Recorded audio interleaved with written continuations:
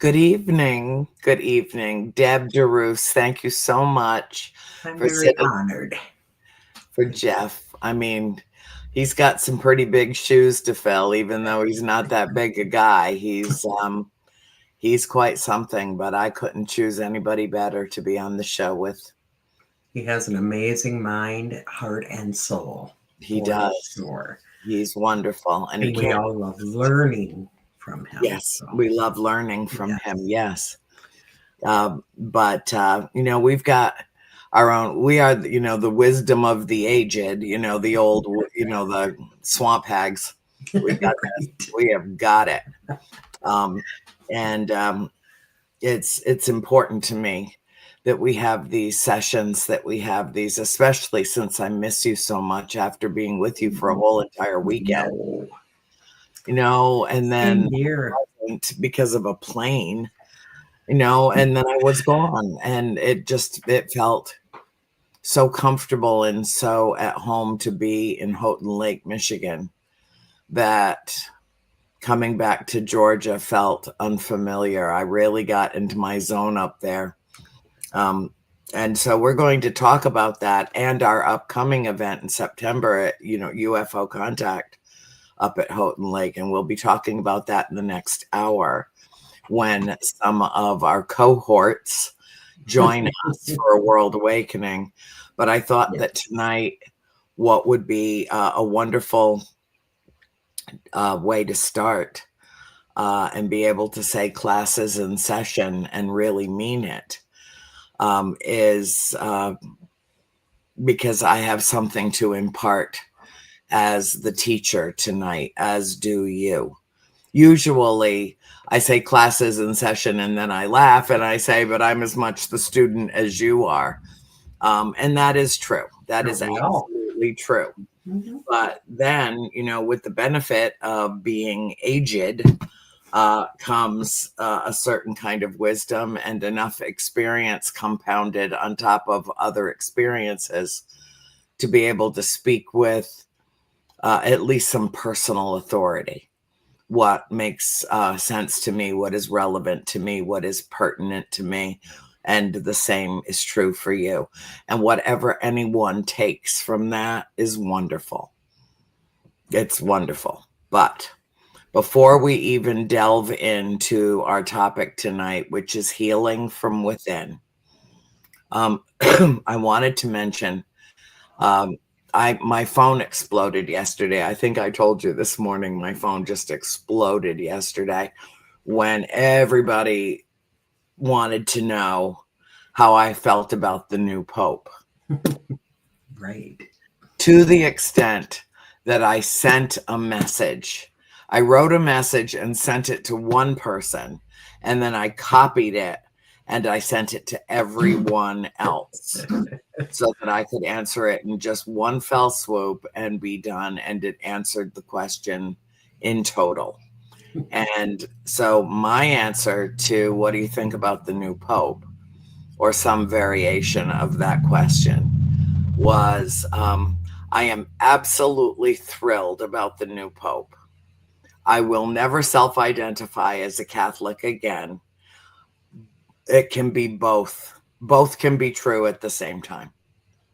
And that was my answer. And suddenly all the inquiries stopped. I guess I answered it thoroughly. But I am thrilled about him because this church is either going to shrivel and die or it's going to move forward into the 21st century. And I think they chose someone who is appropriate for that role. Mhm. And I get a good vibe off of him. He opened his first words to the world were peace be with all of you. Okay, well, that's a really good start. How about that? How about some peace in this fucked up world? Amen.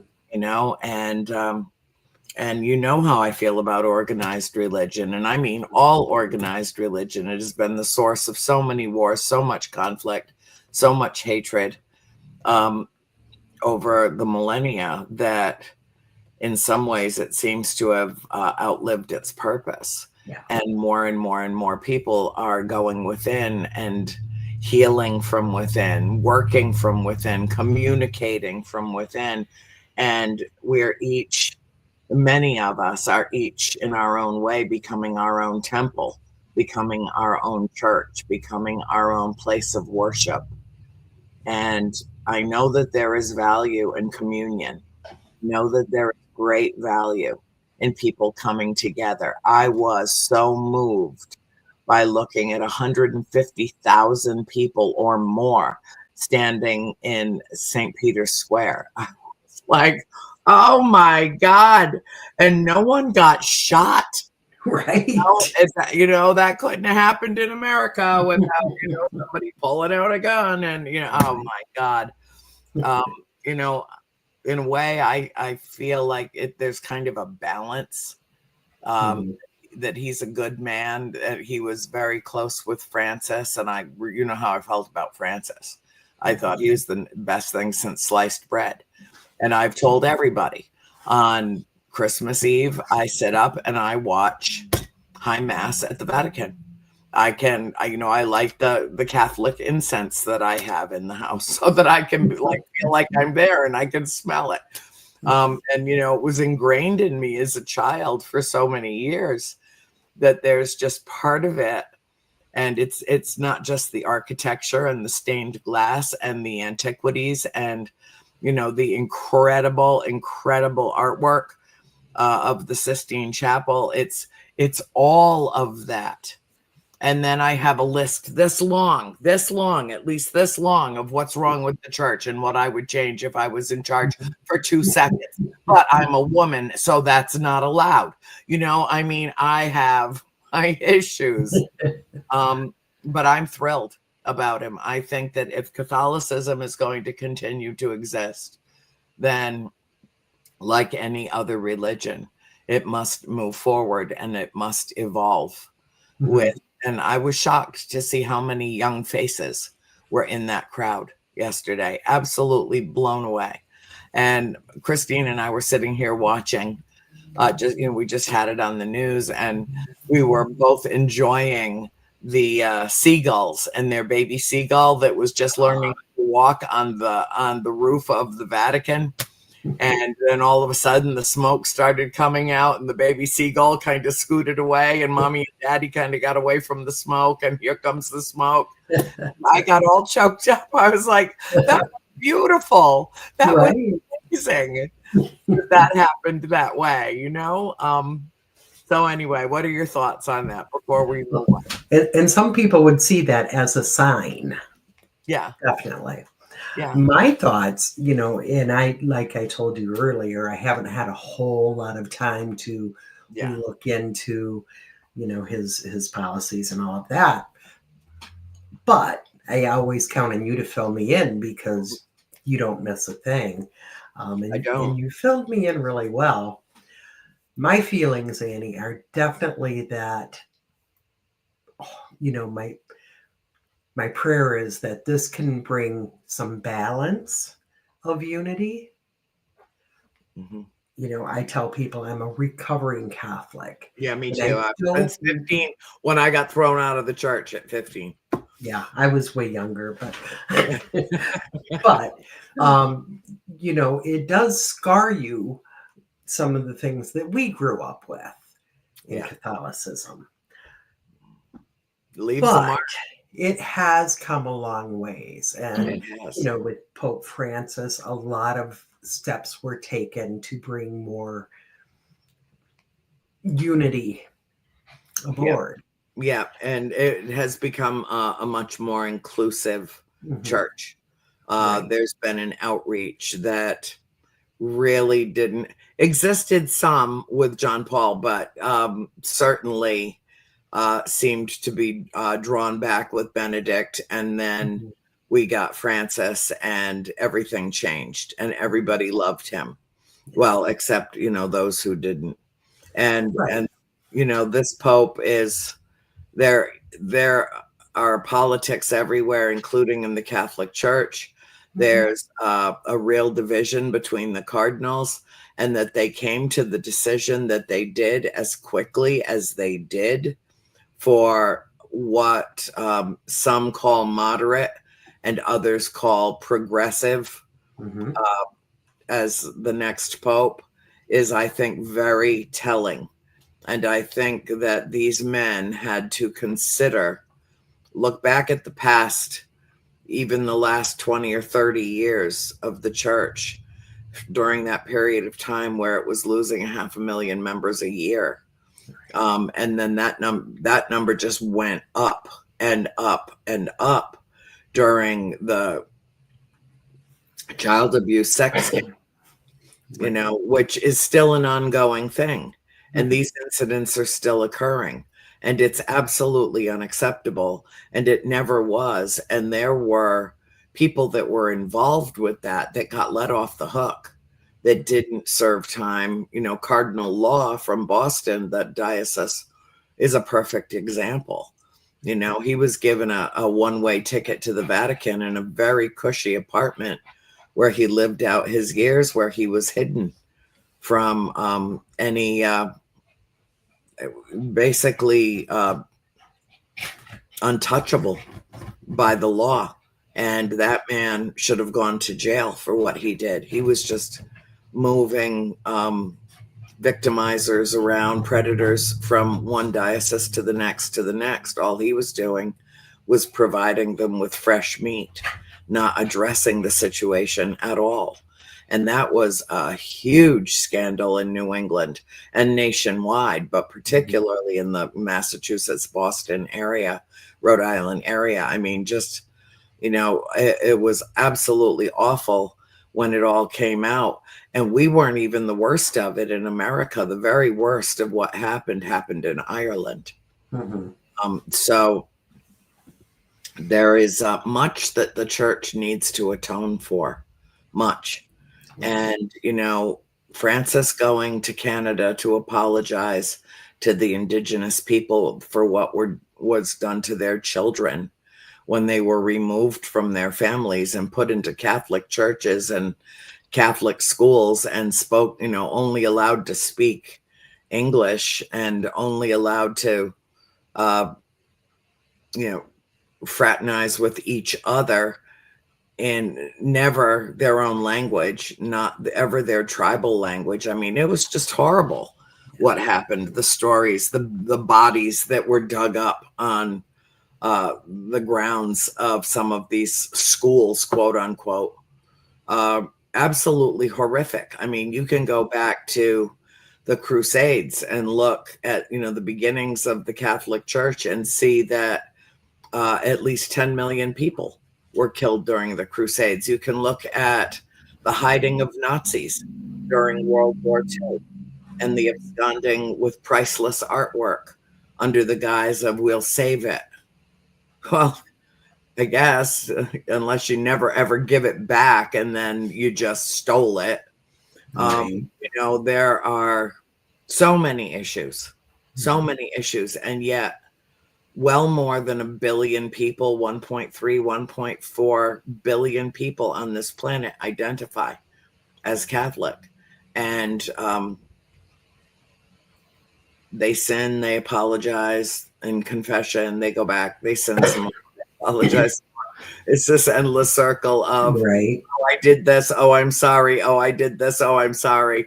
And I can't live that way. But do I support this man in his mission and his vision to bring people together and help the disenfranchised and speak up for immigrants and speak up for the poor and lead with love, always love? Hell yeah, I sure do. I absolutely support.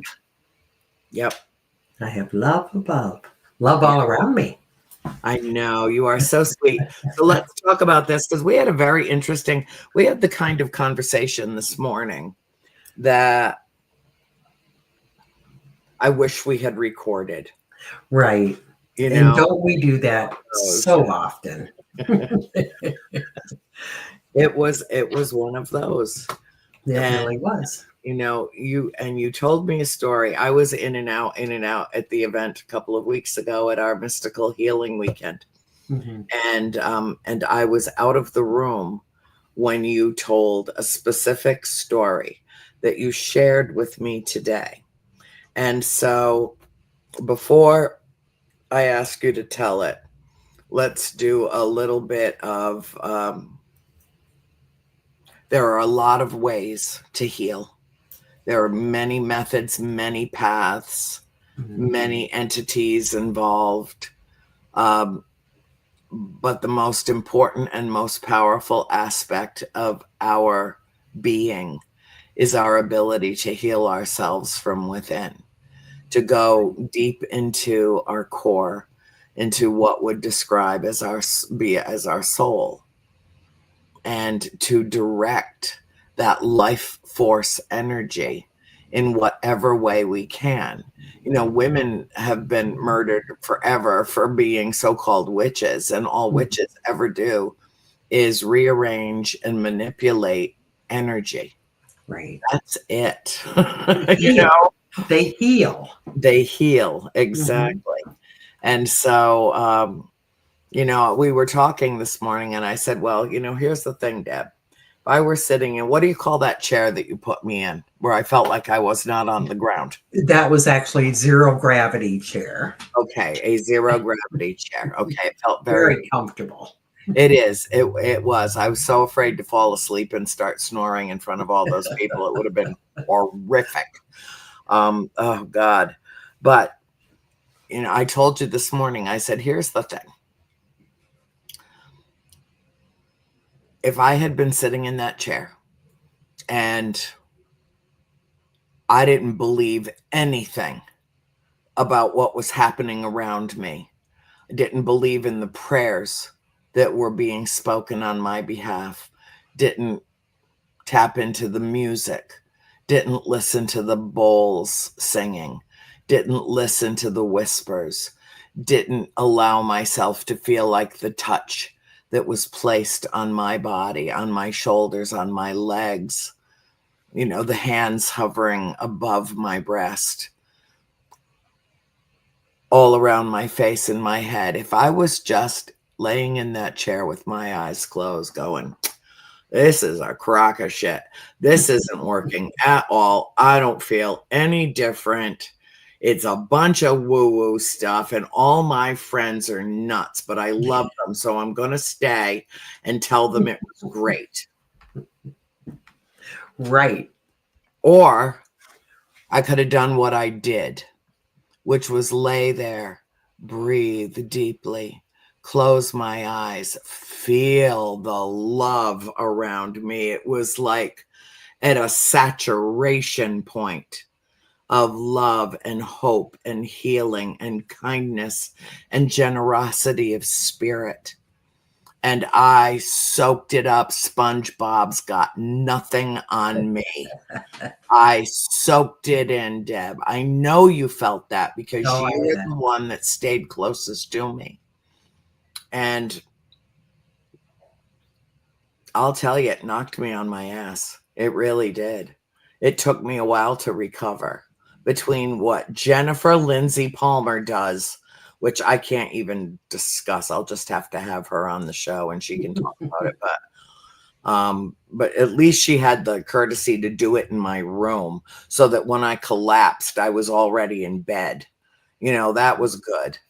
But it was the most incredible, energetically uplifting, draining, exhausting, and energizing experience that I have ever had. It was all of that wrapped up together, all simultaneously, and I was completely, utterly absorbed in what we were doing, how you were doing it, without, and I was feeling it. My eyes were closed. I did not Mhm. see what was happening around me, unless somebody took pictures. I don't know. Um, but I could feel it and I could feel the healing.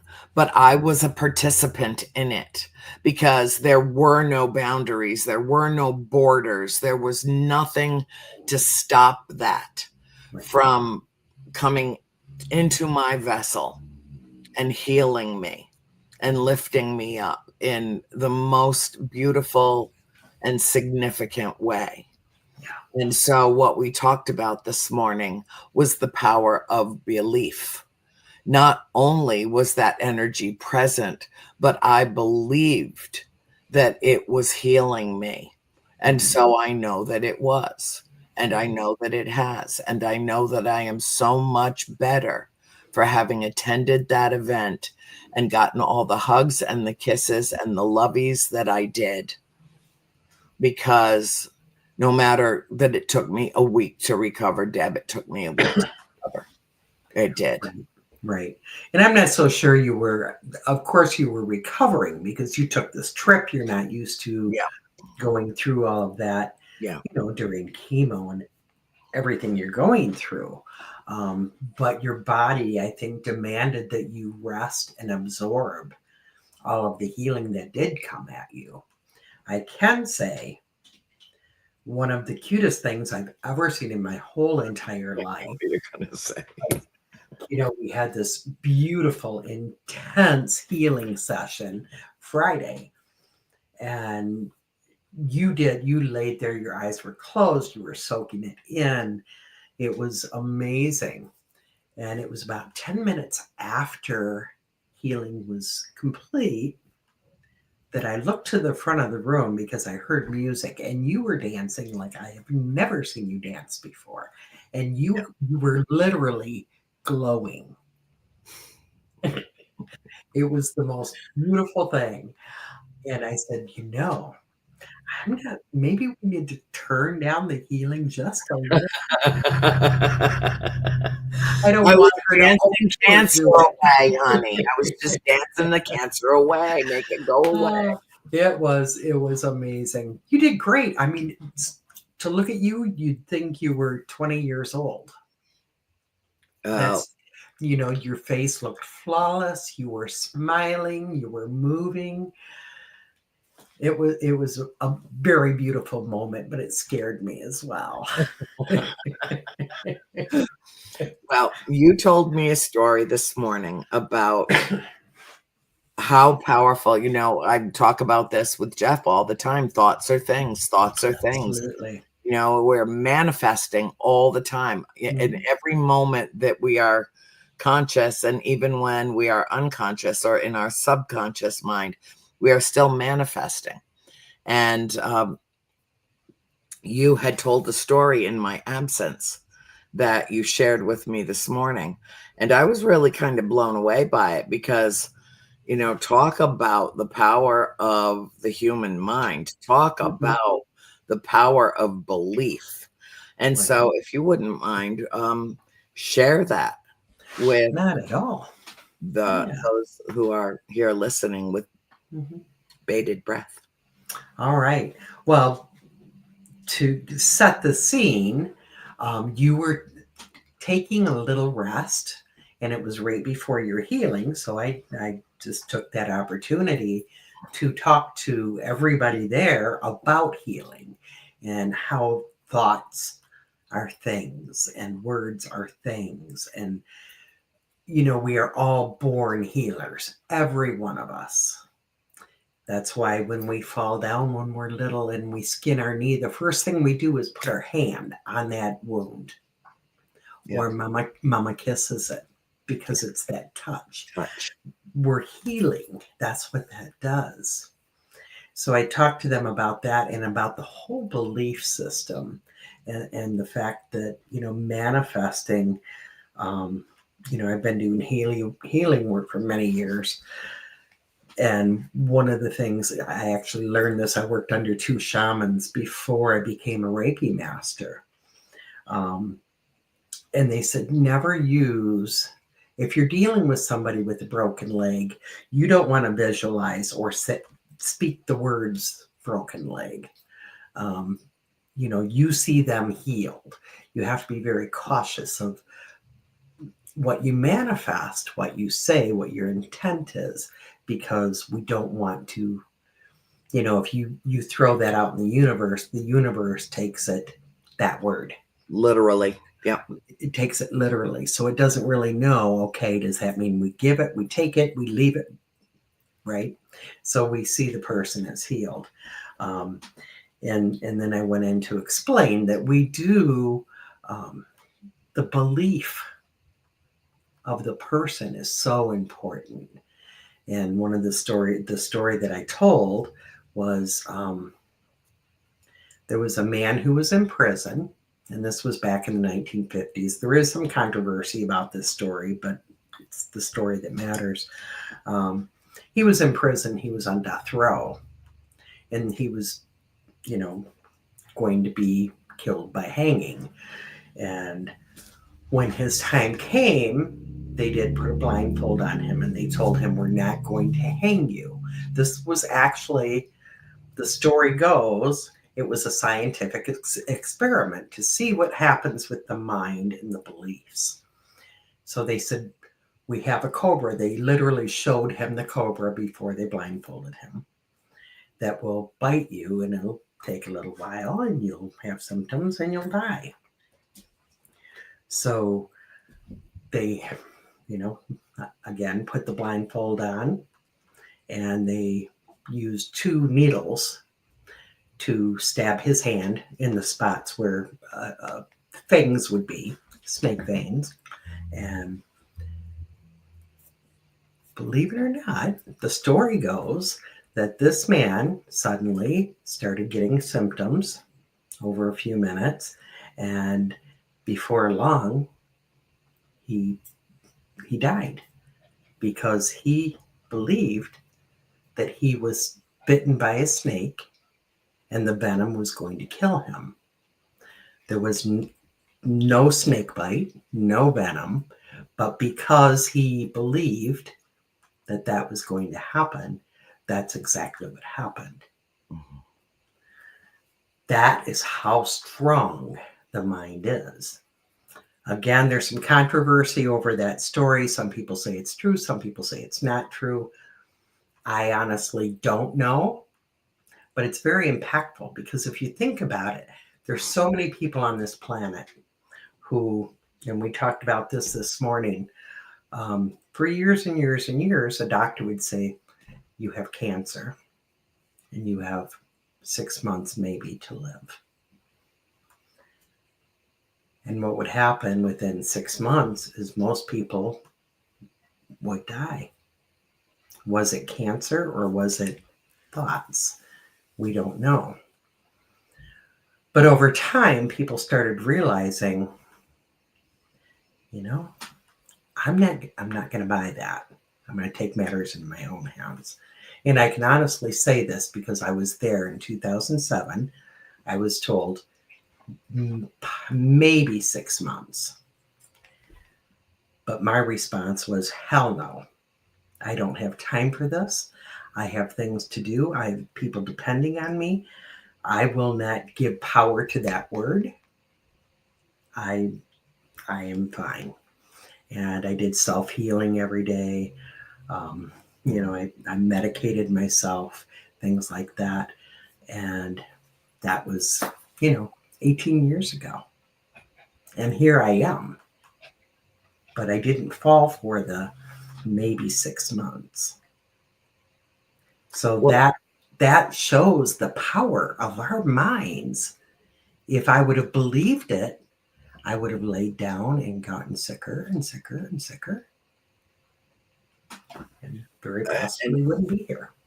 You told me they removed 3 tumors or nodules from your lungs, and Yes, that they did. so they tested positive for the dreaded C word in the testing. When they removed them, there was no sign of Right. it. Right. I had been through all of the PET scans and blood draws and all the workup. You know how it goes. Yes. That told them it was cancer. Not only in my right lung, but in the lymph nodes.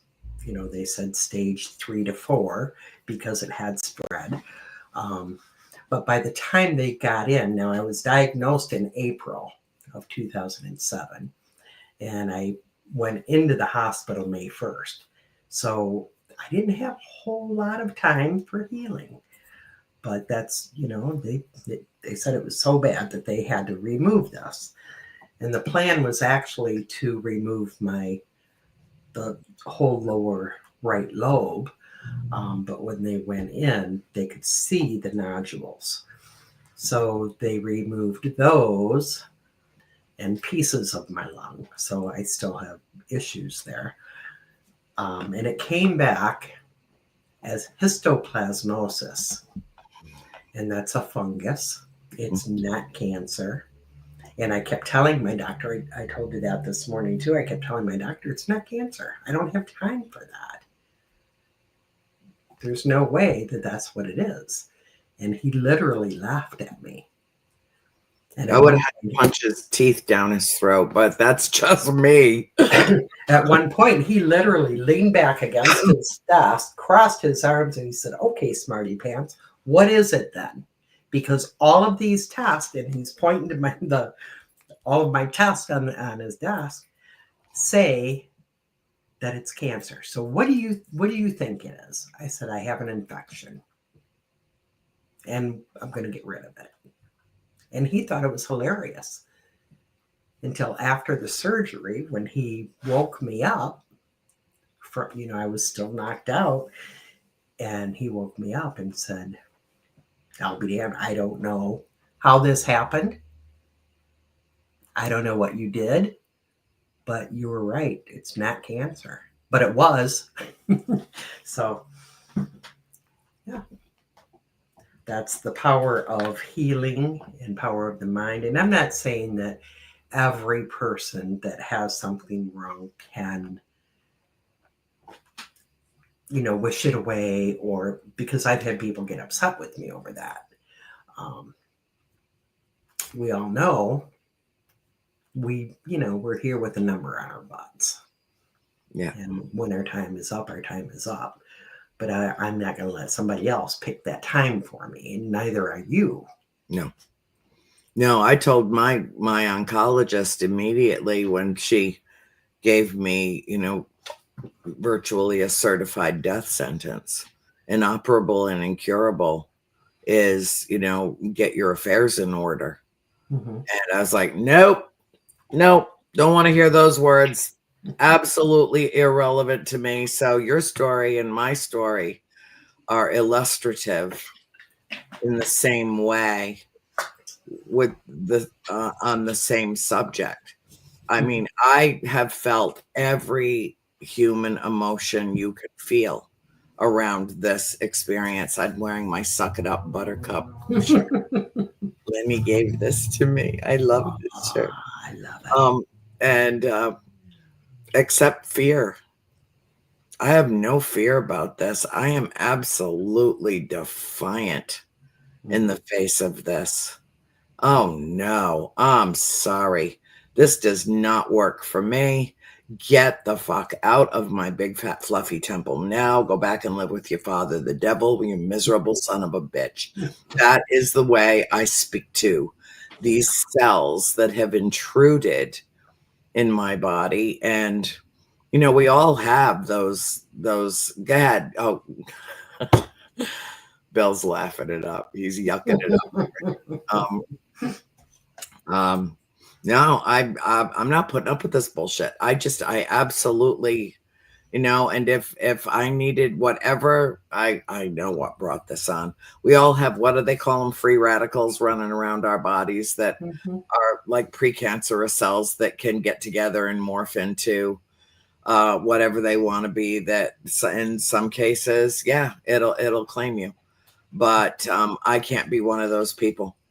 I can't, because how can I be one of those people and then spend the later years of my life presenting my story to the world like have you ever seen Downton Abbey? Maggie Smith. That's how I visualize myself, not dressed as nice, although I do clean up well. Yes, you do. Nice clothes. But no, I mean like a duchess, like an old, I dignified, can see it. I can see it. graceful lady. And just when you think that I would spit out my tea if I heard the word shit, out comes flying, fuck off and die out of my mouth at 98 years old. I'm That'll sure happen. somebody will be around me that deserves that. And so, and I would be of an age where I could get away with it and nobody would do anything except laugh or blush. So, that's my plan. And this whole diagnosis thing has really interfered with it. But it has also given me a chance to rediscover my life in a remarkable way.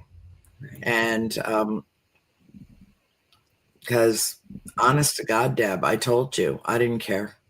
When we were losing our mom last June, I didn't care if I lived or died. I was really at a place where I was so exhausted and I had given up and I didn't know what my body had been riddled with.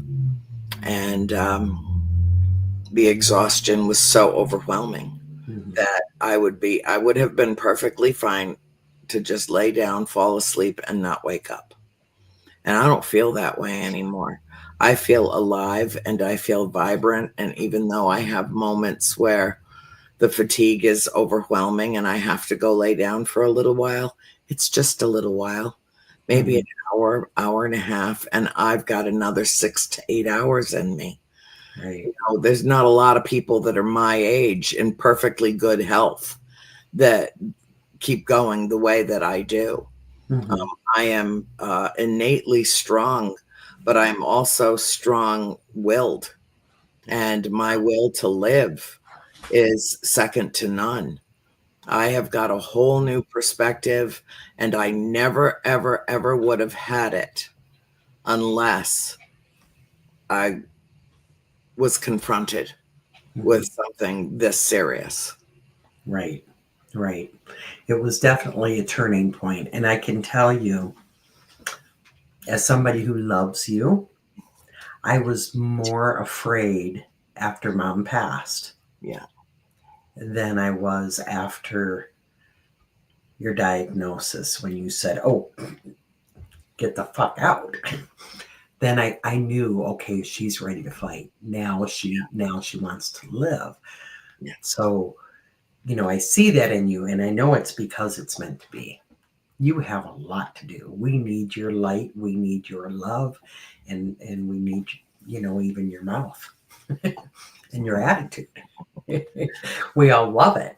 My But feisty attitude. yes, your feisty attitude. Yeah. But you are so needed.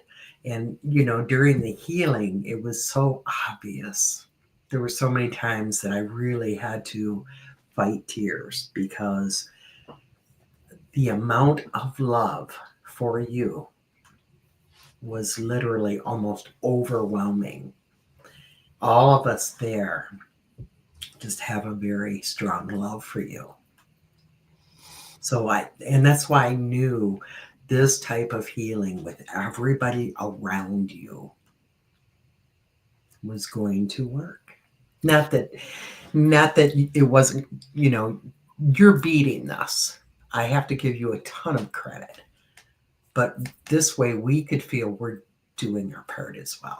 And I was, participating from start to finish. I was completely open, totally receptive to it. Yeah. And the thing that's so important to Deb that I never lost sight of for one moment was that it wasn't just this circle of energy and well wishes being projected onto me. It was flowing through me and then back out into the circle. I'm getting a download right now as I'm saying this right now. Yes, I hear you. Okay. But I'm like doing the show. Okay. Just okay. And so it was cyclical. It was interactive. The healing was dispersed among everyone.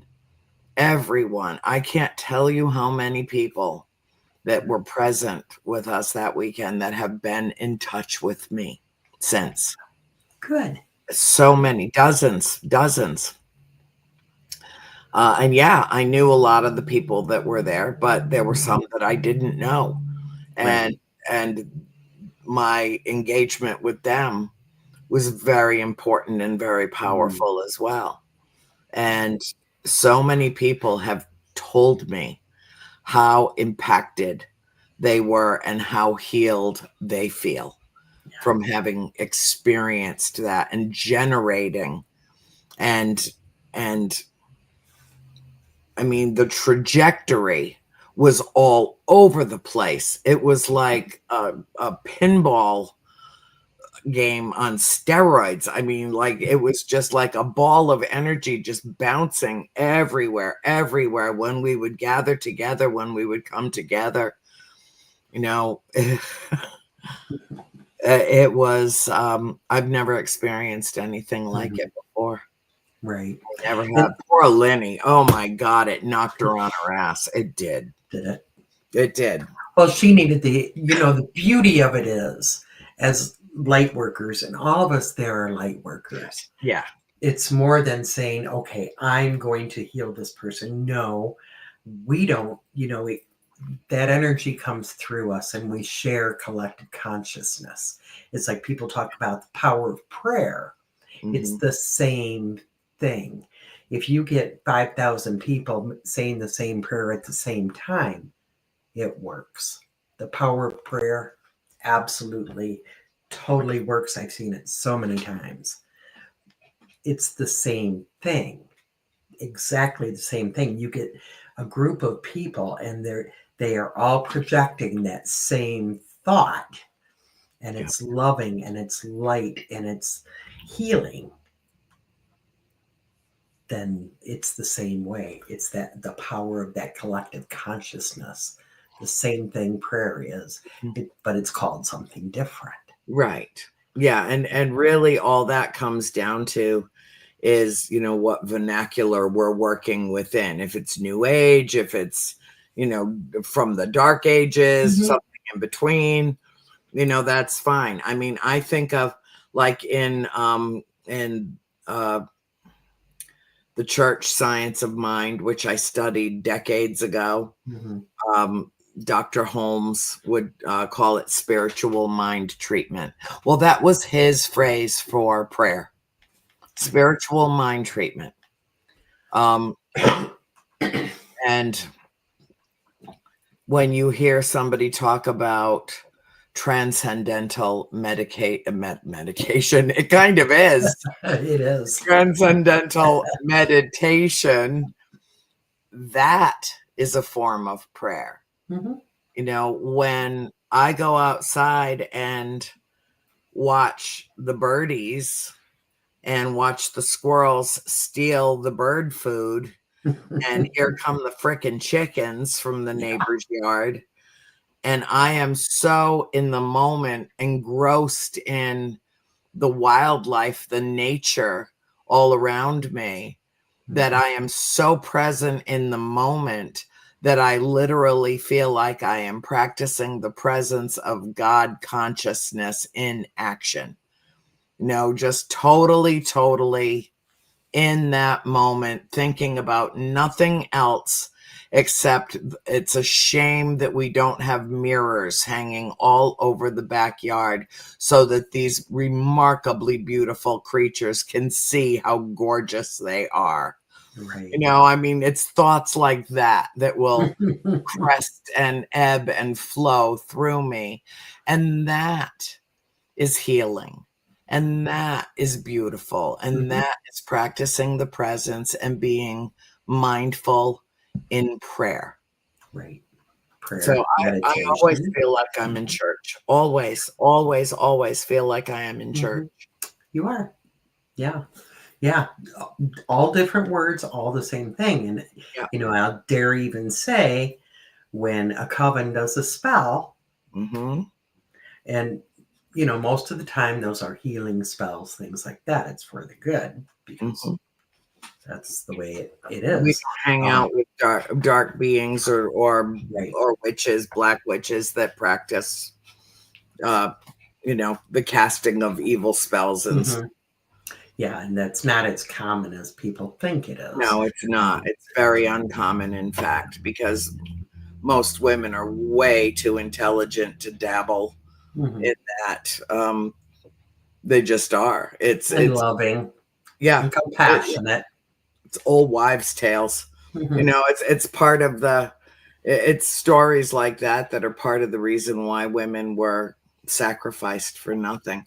They weren't Mhm. doing anything except growing some herbs in a stone garden in the back of their homes, Right. and that was Herbs enough. that heal. Yeah, right. Mhm. That healed. Right. Yeah. So yeah, no, I mean, white witches are light workers. Mhm. All they're doing is manipulating the energy that they have identified and are able to work with. Right. I started studying it when I was 17 as I wanted to know. And then Right. I realized how I could use it Mhm. and how I could manifest things in my life with channeling that energy appropriately, properly. Mhm. And there have been a couple of times that I channeled it improperly out of rage or discontent, and it blew back on me. And I learned very quickly as a very young woman that I had to be careful how I used my energy because it could be problematic. And so I found out the hard way that it's got to be, lead with love, all light and love, and nothing else under any circumstances, period, Period. Yep. because it's that powerful. But everyone has the ability to, as you said at the top of the show, everyone has the ability to develop. We all have this, Mhm. but, what do you do with it? Right.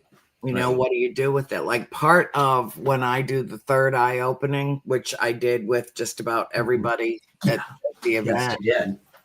um, the responses to that are amazing. It's not just what I'm doing and the gift that I've been given to pass on. Mhm. It's their belief that it's going to make a difference for them in terms of their Mhm. ability to open themselves up to new experiences and to see things they've never seen and feel Mhm. things they've never felt before. Stuff that's always been all around them, but they Mhm. were not cognizant of it. And Right. so that simple little thing that I do is very effective in its own right. But if you're blocked off to it, it's not going to change a thing. It'll just be a symbol and a kiss on the forehead, and that's it. Mhm. It depends on your ability to receive the gift. Mhm. You and I had talked about one person in particular, and I won't say names, who you open their third eye and they are seeing things. Yeah. And I had to smile with a glow because this person is so open and Mhm. so connected. So, what you did, you gave that person a beautiful gift of awareness. Yeah. And that's what you do with many. They believe that this is happening, so they're aware of it, where they go through their lives and they're not really aware. So, Mhm. you know, the human brain will shut down so many things. And of course, the way we're raised in society, that's all in your mind, Right. whatever. But, we both know this person has some amazing gifts and does some beautiful work, but was not really aware that their third eye was open. So you possibly opened it more for them. um, but I love that story because it's proof that you're giving a gift of not just opening the third eye, but the belief and the awareness that now they can. It's like you're giving permission to use it. Yes. Yep. And validating it. Yes. Absolutely Yes. validating it. And, you know, when I start getting photographs and stories, and this Right. happened, and oh my God, I saw that, and I've waited my whole life for this. And why did it take this to open that part of me up? I can't even answer that because it's different for every individual. But, you know, and we're going to do it again. We're going to do it again in September for the UFO contact, which Right. we got lots and lots of wonderful contact our weekend, 2 weekends ago. And so Yes. many fabulous photographs of, you know, everybody out there, click, click, click. And they were everywhere Right. in the all day, first thing in the morning. You could see the whole sky was like sparklers. It was amazing. I very much felt the presence of our galactic family there, which tells me it's going to be even more intense in September. And anyone that wants to join us, you know, please feel free. And we'll put the banner up. We'll have Bill put the banner up during we're out of time tonight. Oh God. Oh dear. I know. It always But goes too fast. I know it always does, but we'll put it up during World Awakening, and then I'll post it on my page, and we'll start getting our clan together, Mhm. you know, where we circle Right. wagons in Houghton Lake, Michigan. Right. That, Yes. yeah. Yes. So, you know, all I could do is thank you so much, and I'll see you in like 5 minutes on the next show. And the girls, we're gonna have Yay. a gathering of the clan. That'll And be fun. thank you, Deb. I so much appreciate you. We got a really good start with Soul School, and we'll just move it on to the next hour. So, everybody that joined in with us tonight, you know what I tell you every week: be the change you wish to see in the world, be the beacon of hope that lights the way for others, and always be the light you seek. Class dismissed.